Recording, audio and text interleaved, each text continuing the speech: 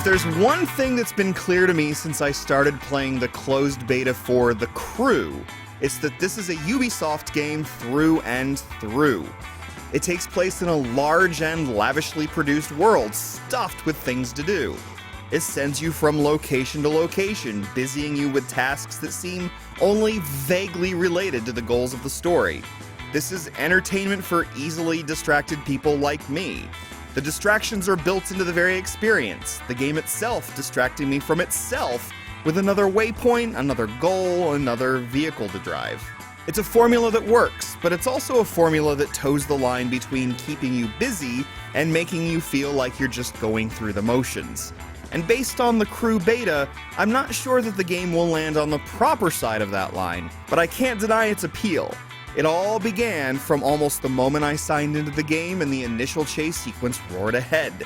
From there, I've gone to Detroit, to Chicago, to St. Louis, to New York, and places in between, chasing missions and other tasks that earn me new parts that spruce up my two current vehicles, a Ford Mustang and a Ford Focus.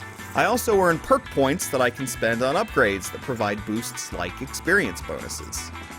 I pursue the waypoints, I perform tasks like chasing down rival gang members or rushing someone to another section of the map, and I earn a reward. It's loot chasing and it's compelling in that primal way that games like Diablo so often are. And like in an action RPG, I'm not necessarily alone in the world. I wouldn't call The Crew a massively multiplayer game, but you still share your gameplay session with others, and you can join up with them to roam cities and the stretches in between. If you don't know any of these folks, and considering The Crew uses Uplay as its social portal, you probably won't, you can invite nearby players to join you whenever you activate a mission. Conversely, you'll frequently receive random requests to join others in their own cooperative tasks. Afterwards, you and your crew can roam about together, or you can disband. This structure means you can easily hop from place to place, provided you've already driven once to the area you're visiting. Occasionally, I bounced around from one city to another using the quick travel system, but I enjoyed driving across the beautiful stretches of Midwestern farms and towns, even though those expanses are far smaller than their real-life counterparts. I mean, I drove from Chicago to New York in about 10 minutes, after all. In time, however, the beta has proven somewhat unsatisfying, even after just a few hours. The never-ending quest for more powerful cars aside, there's not much to tie the Crew beta together. I suppose the story is Ubisoft's attempt to ground the Crew in a theme, but at least in the beta, it's absolute nonsense, full of ridiculous dialogue and dumb story beats, but without the gung-ho silliness that could have made it mindless fun.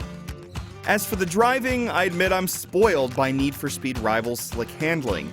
In the Crew beta, vehicles don't behave consistently, sometimes careening off of the smallest objects as if they've bounced from a trampoline. Making contact with other vehicles doesn't always result in the collision you expect, but rather might send you ricocheting away as if the cars were covered with a thick layer of rubber. There's undoubtedly plenty of time to tune up the physics, of course, but it was hard not to notice the quirks. In the Crew beta, the driving is serviceable. It's the sheer variety of tasks and the constant call to group up, to go to a different city, to do one of a dozen available challenges that keeps you on the move. That said, I'm really looking forward to seeing how the Crew blossoms as the game nears its full release this November.